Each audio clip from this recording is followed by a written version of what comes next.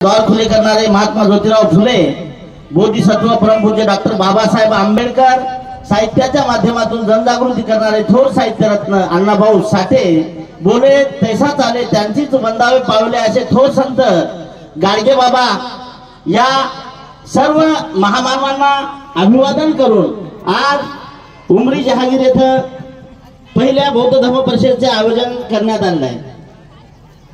खरं तर पाहिलं डॉक्टर बाबासाहेब एका ठिकाणी म्हणतात, एखाद्या रोपट्याला, एखाद्या लहानशा झाडाला ज्यावेळेस आपण बी लावतो त्यावेळेस वेळेवर पाणी मिळालं नसेल, त्याला वेळेवर हवा मिळाली नसेल, त्याला वेळेवर सूर्यप्रकाश मिळाला नसेल तर ते रोपटं कुजून जाईल, ते रोपटं मरून जाईल।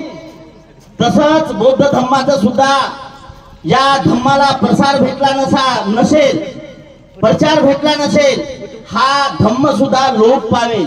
म्हणून अशा प्रकारचे धम्म परिषदा आपण प्रत्येक गावात घ्यावा आणि खरोखरच डॉक्टर बाबासाहेब आंबेडकरांनी दिलेला संदेश, तथागताचे हे रोपटं आपण पाणीला टाकून सर्व काही हे करून वाढवायचा प्रयत्न करावा, त्याचं बोधी वृक्षात रूपांतर होईल आणि हे संस्कार आपल्या लेकरावर पिढ्यानपिढी पडल्या जातील।